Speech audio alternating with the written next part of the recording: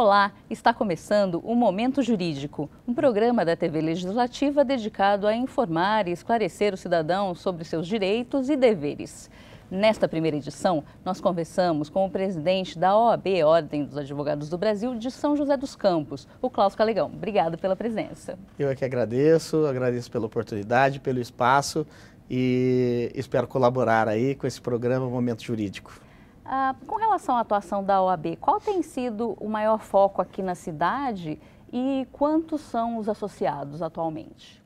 Bom, São José dos Campos, a 36ª subseção da Ordem dos Advogados, da Seccional São Paulo, nós abrangemos a cidade de São José e Paraibuna. Tá? Dentro dessas duas cidades, nós temos cerca de 5.000 inscritos, tá? Não são associados, são 5.000 inscritos, obrigatoriamente inscritos na ordem para poder exercer a advocacia. Uhum. E a atuação é voltada para esses profissionais em termos de capacitação, integração, qual é o Sim, foco? nós temos dois papéis na OAB. Um é o papel classista, que se refere à defesa, à regulamentação, à fiscalização das atividades dos advogados, a implementação de cursos, a implementação aí de políticas para os advogados aqui na nossa subseção. E temos o viés de cidadania da ordem, né, onde a OAB exerce esse papel de fiscalização, de apoio às políticas públicas, de apoio social, alguns projetos sociais, né, e de defesa do Estado Democrático de Direito. Quanto às comissões temáticas, como funciona isso? Sim, nós temos hoje funcionando na OAB aqui de São José dos Campos 48 comissões temáticas, tá, em funcionamento. Essas comissões são fruto de trabalho voluntário dos advogados da nossa cidade, né, que se dedicam ali então voluntariamente a esses projetos, né, a esses temas. Essas comissões elas têm o papel de fomentar estudos, né, discussões sobre temas relevantes aí para o direito, para a cidade, para o país, para a legislação, para o judiciário, para toda essa gama de coisas que a OAB participa. Uhum. E tem o viés também de promover o congraçamento aí dos advogados, né? Muitas comissões, comissão de esporte, comissão de motociclista, então são braços de apoio da diretoria para que esses projetos, essas iniciativas da diretoria se concretizem por meio desses advogados que participam das nossas comissões. Uhum. E atualmente quais são as mais movimentadas? Bom, nós temos, cada comissão tem o seu perfil, né? Tem comissões que não aparecem muito, mas que fazem um trabalho silencioso aí, muito importante, né? E tem comissões que aparecem mais com mais eventos, com mais participação junto à sociedade, né? Nós montamos, por exemplo, esse ano, a Comissão de Direito Condominial, que não existia aqui na nossa cidade. É uma comissão que gerou muitos frutos esse ano, né? É uma área do direito que vem crescendo muito, muitos condomínios na nossa cidade.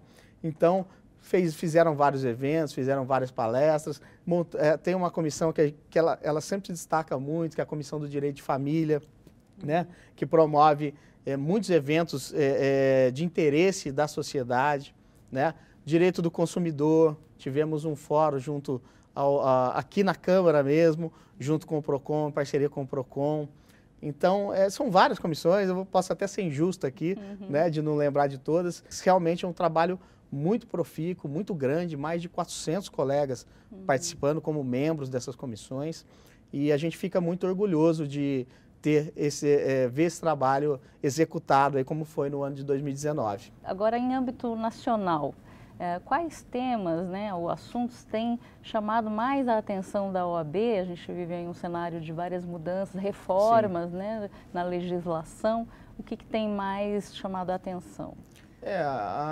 Como eu disse, a ordem tem esse papel, né, de luta pelo Estado Democrático de Direito, né? Então são várias questões que se põem aí que a OAB vem se posicionando. reforma previdenciária agora, discutimos bastante a reforma trabalhista, agora a reforma previdenciária, que eu acho que é a principal reforma estrutural do país que está em discussão, que a OAB vem participando ativamente. Aqui em São Paulo a gente já teve 2 audiências públicas, né, para discutir junto à sociedade esses projetos e outros temas também estruturais, como a questão tributária, né, que deve ser a próxima pauta grande aí do Congresso, o pacote anticrime que entrou em vigor agora, né, a questão da lei de abuso de autoridades, né, a OAB vem participando ativamente dessas discussões e tentando, no seu papel, né, técnico de operadores do direito, a gente tentar contribuir para que a sociedade tenha realmente um ganho com essas mudanças, para que a gente não retroceda, né, com essas mudanças que vêm por aí. Bom, o Momento Jurídico faz agora uma rápida pausa e volta, continuamos conversando daqui a pouquinho.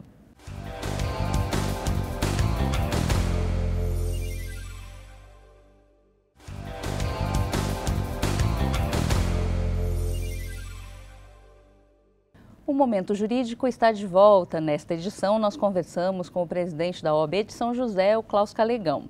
Vamos falar agora neste bloco sobre o cenário jurídico da cidade. Quais são as ações mais comuns, né? Em que ramo elas se encontram do direito? O perfil da nossa cidade aqui é um perfil de indústrias, né? Então, as áreas que de maior número de ações, né, em quantidade numérica que a gente percebe, são as ações relativas à Previdência, né, INSS, são as ações trabalhistas, né, apesar de ter tido uma queda significativa nas ações trabalhistas depois da reforma de 2017, mas ainda é um tipo de processo de ação de grande quantidade. A gente vê aí uma grande quantidade agora de demanda dos consumidores, né? Isso geral, contra fornecedores, contra bancos, né? São um tipo de ação de grande número. As ações de direito de família também, sempre com muita demanda nesse ramo. Acho que num apanhado geral aí, pode-se dizer que são os tipos de demanda mais comuns e de número maior na nossa cidade. Certo. E quanto ao poder público municipal, a OAB acompanha, monitora o trabalho do Executivo, do Legislativo? Acompanhamos, sim. A OAB atualmente ela faz parte de, se eu não me engano, 12 conselhos municipais. Estamos pleiteando a cadeira agora em mais um conselho, que é o Conselho de Defesa da Mulher, né? Então, a OAB participa com representantes em todos esses conselhos. E acompanha de perto as ações aí, a legislação. Temos a Comissão de Direito Público, que acompanha essas ações dos órgãos públicos, a Comissão de Direito Legislativo, que acompanha de perto as ações do Legislativo, né? E a gente sempre busca, como eu falei, primar aí pela legalidade dos atos, cada um, é lógico, na sua competência, mas a OAB ela participa nessa disposição de ajudar e de dar sua cooperação técnica, sua competência, emprestar sua competência técnica para as outras entidades que a gente considera parceiros e considera importante essa interação entre as entidades e os órgãos públicos.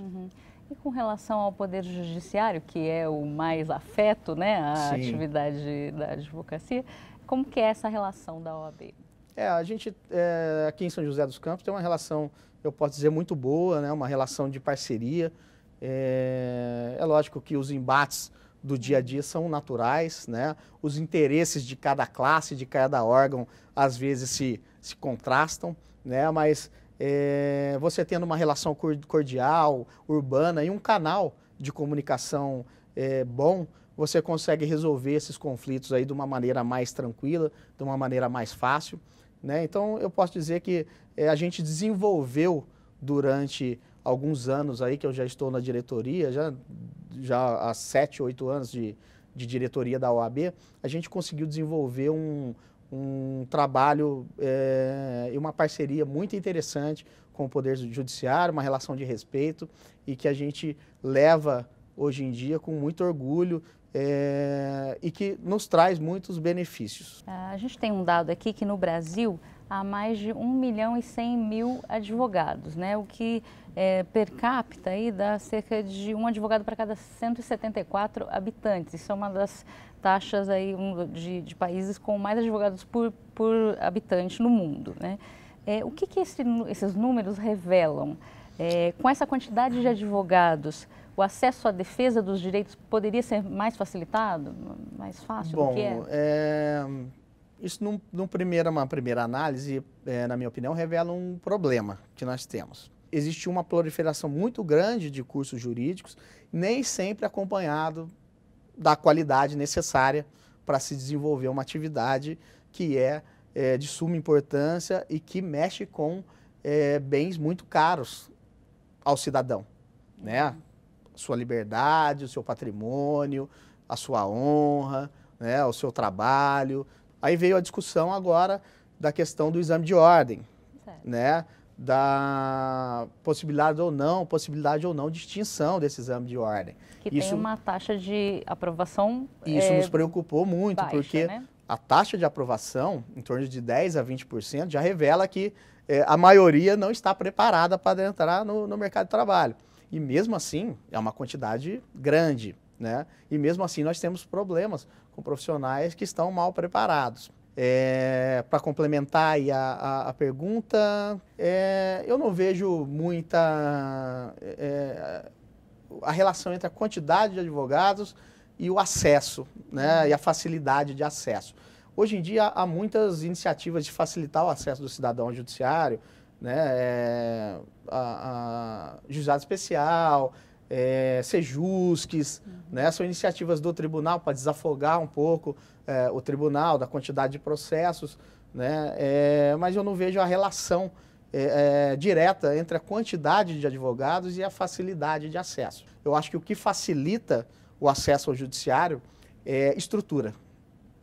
Estrutura melhor, pessoal qualificado dentro dos órgãos públicos, informatização, né, dentro dos órgãos públicos. Isso facilita o acesso da população aos seus direitos. A gente estava mencionando aqui justamente essa quantidade de processos, né? Eu tenho um número aqui que chama bastante atenção, bem expressivo, que há 80 milhões de processos na justiça aguardando análise.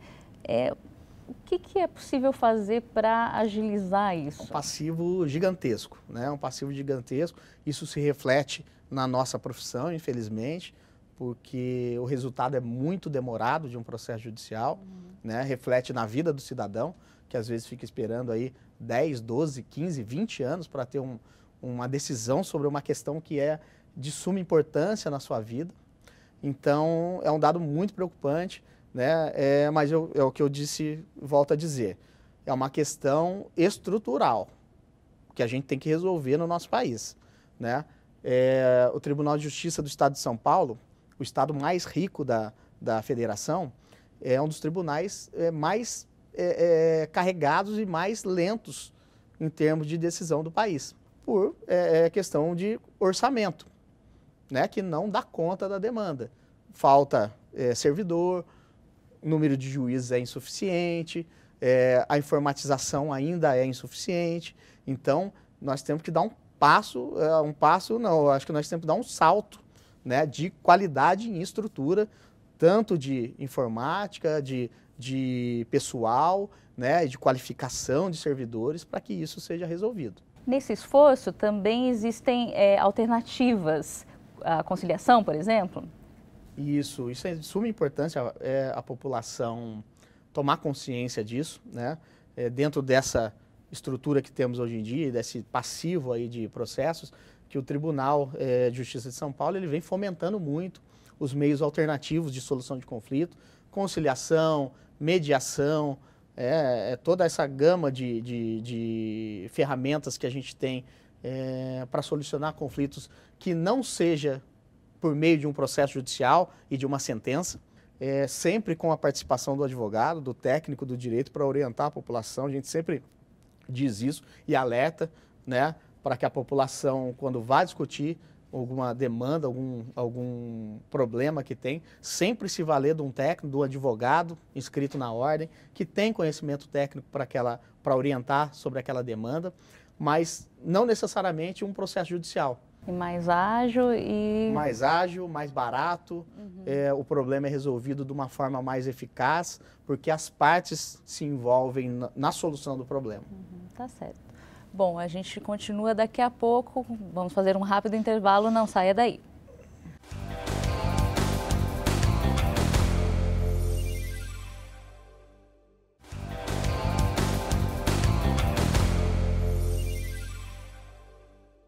O Momento Jurídico está de volta e hoje nós conversamos com o presidente da OAB de São José dos Campos, o advogado Klaus Calegão. Klaus, a gente tem um projeto tramitando no Congresso Nacional que tem o apoio da OAB, mas não tem o apoio de toda a sociedade, né? Esse projeto trata de criminalizar a violação das prerrogativas.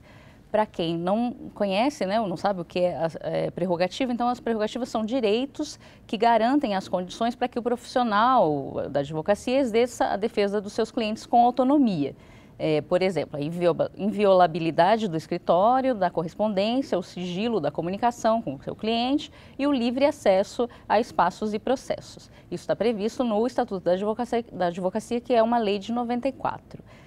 Na sua avaliação, há necessidade de alteração na relação do advogado com o seu cliente, com o cidadão, tendo em vista que a sociedade não tem apoiado muito esse projeto pela questão do combate à corrupção, principalmente, né? Muito importante essa pergunta, Vivian, para a gente contextualizar melhor isso, né?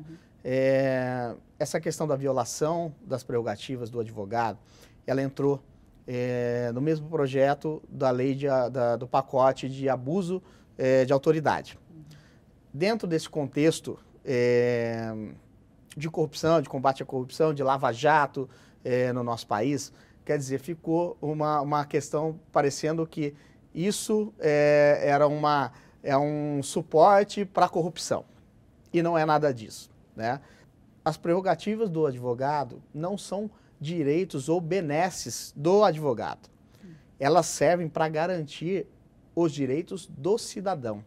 Eu, quando, como advogado, me dirijo ao juiz para falar sobre um problema seu ou de qualquer cidadão, eu, para poder levar esse seu problema a ele, eu tenho que ter garantias. Eu tenho que ter alguns direitos que o cidadão comum não tem. Como, por exemplo, ter acesso a ele a qualquer momento, ter direito de peticionar a ele, ter direito de adentrar na sala dele, de exigir que ele analise um pedido do cidadão. Então, essas garantias servem nada mais do que numa democracia para garantir os direitos fundamentais do cidadão que nos contrata. Então, a violação dessas prerrogativas não é um crime contra o advogado, é um crime contra o cidadão que está pleiteando direitos na justiça. Então, nosso Estado tem que garantir isso, garantir realmente de forma efetiva. Você imagina, você vai no meu escritório para se defender de alguma acusação do Estado, por exemplo, injusta, certo. Conversa comigo num ambiente sigiloso, do sigilo profissional, me liga para falar alguma coisa e o Estado está ouvindo a nossa conversa. Uma conversa que, por garantia democrática, está sob sigilo, que dali depende a sua defesa, o seu direito sagrado de defesa numa democracia. Isso realmente tem que ser criminalizado. E a autoridade que cumpre o seu papel, que cumpre o seu trabalho de forma correta, não tem que se preocupar com isso. Só é criminalizado condutas que estão em desacordo com a nossa legislação. Quem ultrapassa os limites da legislação. Quem numa investigação, por exemplo, contra um criminoso que está sendo ouvido, ele deixa de ouvir o criminoso e passa a ouvir o telefone do escritório de advocacia, que está lá ligando você falando do seu problema familiar, que está ligando o seu primo falando de uma dívida que ele tem com o banco. Isso não é possível numa sociedade democrática. Então nós temos que saber contextualizar isso e ver em boa hora a criminalização. É uma luta antiga da advocacia e, volto a dizer, as autoridades que cumprem a lei, cumprem o seu mister de forma correta, não tem que ter nenhum medo dessa legislação, e a população que cumpre os seus deveres e que conta com a proteção do Estado Democrático de Direito deve apoiar essa iniciativa. Na volta do intervalo, nós vamos tirar as dúvidas dos internautas. A gente já volta.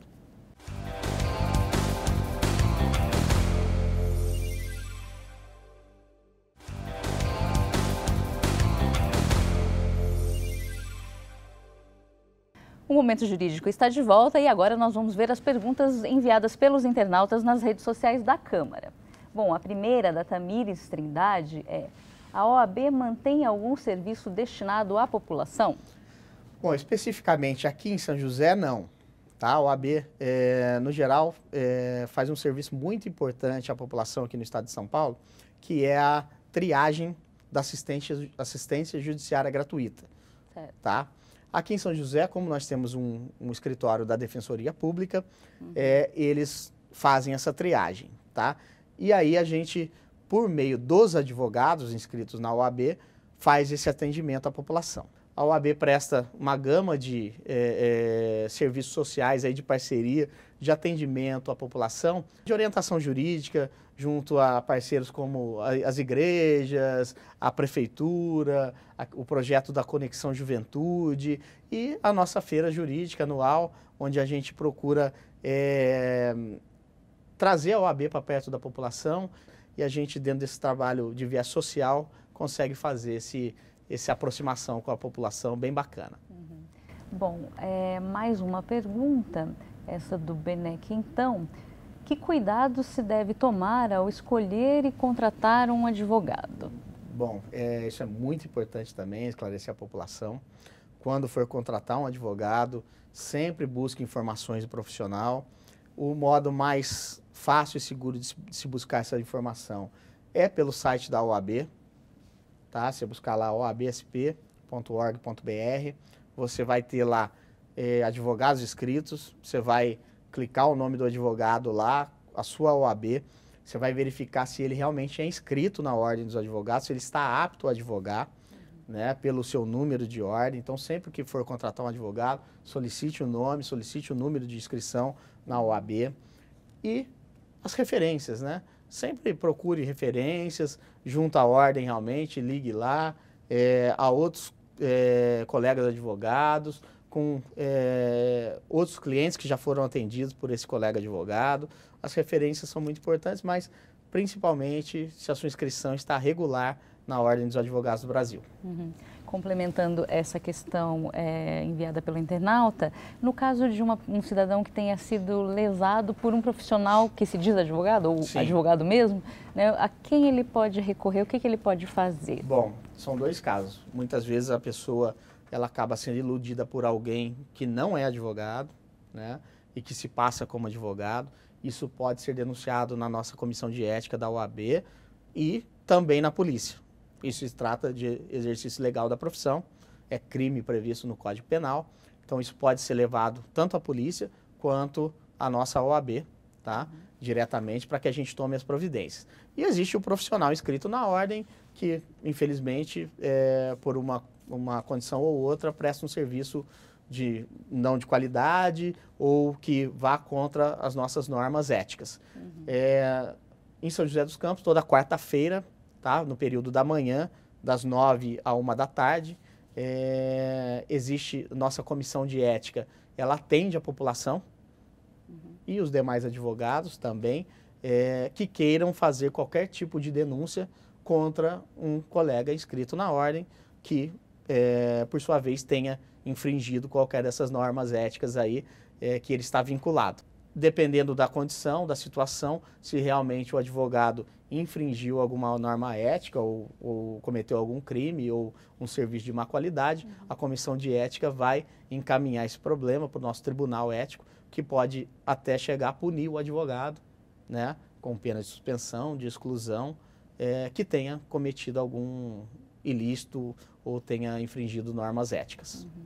Bom, essas foram as perguntas enviadas pelos internautas nas redes sociais da Câmara e você também pode participar. Para isso, basta seguir o nosso perfil no Instagram, no Facebook e ficar atento para saber quais são os próximos temas. E também lembramos que é possível assistir qualquer programa da grade da TV Câmara no nosso canal do YouTube.